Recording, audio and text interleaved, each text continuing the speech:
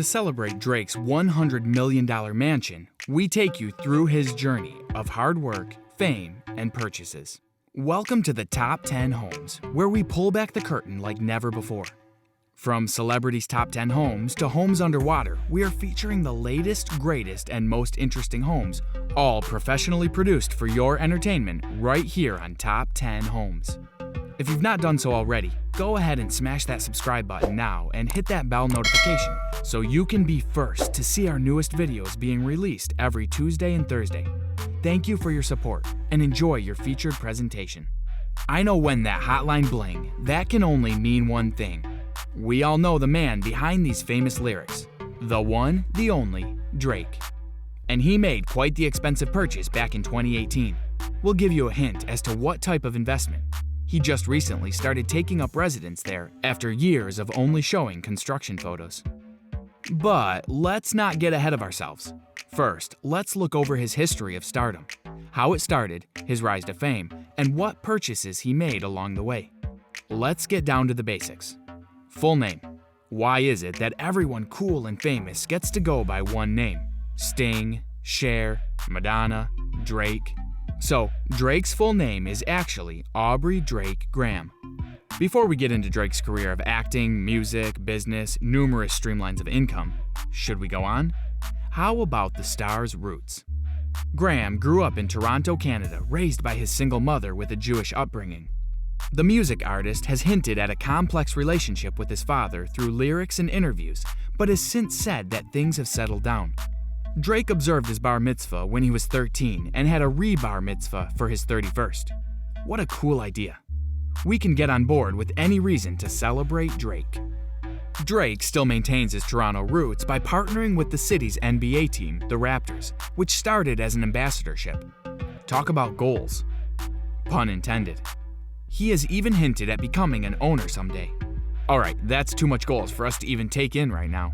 You may know him as your friendly basketball star, Jimmy Brooks from the show Degrassi. This is where Drake got his beginnings of being in the limelight when the show aired on October 14th, 2001. Don't be all up in my fries, dog. Little did Jimmy Brooks know we'd all be even more up in his fries as the years progressed. Even more so in 2006 when Drake launched his first mixtape, Room for Improvement. So how did he make this transition? Well, like any 20-year-old in the year of 2006 would, MySpace. The page eventually became a blog, and when his team's first legitimate album came out in 2010, it soared straight to the top of the US Billboard 200 list.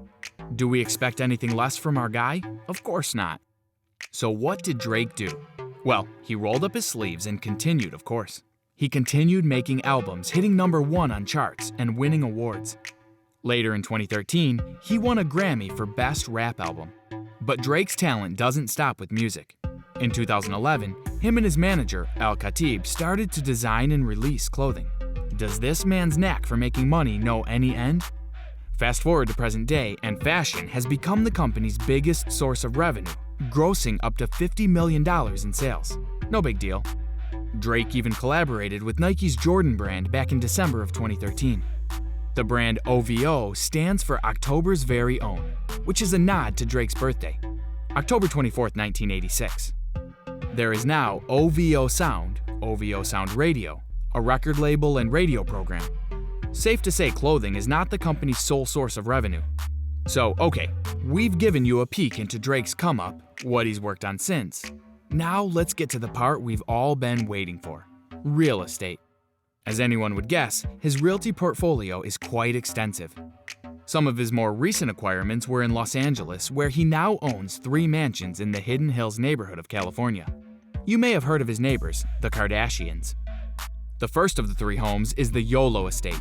How fitting, given his song, The Motto, where he popularized the YOLO acronym.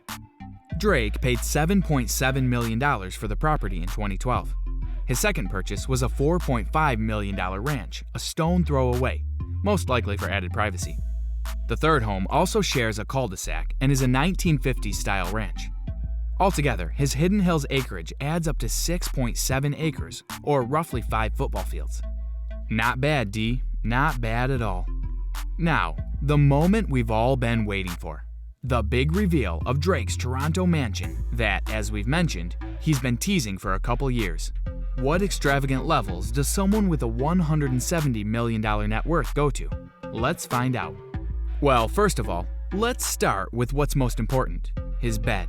Because priorities, right? So, his bed may or may not weigh a ton. Yeah, a ton. So, the weight of 10 adult men. Very interesting, Drake. He says it lets you float. The master bedroom is 3,200 square feet alone and is just shockingly gorgeous with bright white coloring. He says this is his favorite spot of the home. The bedroom is where I come to decompress from the world and at the end of the night, and where I open my eyes to seize the day. We love this about Drake. How inspirational. Your mood and mindset are intrinsically affected by your atmosphere and environment, so we can definitely relate to the star here. However, we need to learn his sleep recipe because he sure is doing something right. The 1-ton bed is from Rafali's new line for Hastings called Grand Vividis. The headboard is accented with mirrors and leather and even encompasses a whiskey and champagne bar on the other side of it. Okay. Brilliant. I need a bar in my room too.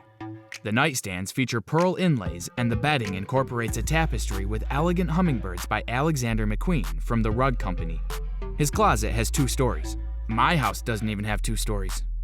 The closet is just as dramatic as the rest of the mansion with amethyst hardware, diamond tufted shearling, rock crystal, and polished nickel studs. Some items you'd expect to see would be his extensive wardrobe, Hermes Birkin bags that he has been collecting for years, and a sneaker collection. His bathtub weighs 4,000 pounds and was carved from a single slab of black marble. Now that's classy. We love a good tub. The bathroom gleams with a white and black marble theme and custom chandelier. He has an NBA regulation-sized basketball court, which definitely makes sense with his Raptors affiliation and fandom, recording studio, and an aesthetically pleasing indoor swimming pool. Let's talk about the studio for a second. After all, his hits have to keep coming, right? The world-class space is a nod to 1970s studios mixed with Annabelle's in London. The style is eccentric and eclectic. Above the pool, a slab of granite offers atmospheric lighting that interchanges based on what angle it is viewed from. The featured granite is Nero Assoluto. The basketball court is also crowned by a 21 square foot light shaped like a pyramid. Can you imagine the type of selfies you could take with this lighting? The multi-million-dollar project and 50,000 square foot property was custom built and designed by Ferris Rafuli. Rafuli put a contemporary spin on Beaux Arts architecture, and a main difference between contemporary and modern is that contemporary is now where modern is future. Learn something new every day, right? The structure is a 19th century limestone mansion with a minimal, clean exterior profile. Drake coined the mansion as the Embassy, and an embassy it truly is. Details include bronze, ebony, brown agate, black granite, sculptures by American artist KAWS. His Grammys can be seen on display as well as a hallway dedicated to sports stars' jerseys. His awards room is an ode to his years on Degrassi to becoming a Grammy-winning artist, and all of the details in between. There's a bathroom that plays soft music upon entry. How serene.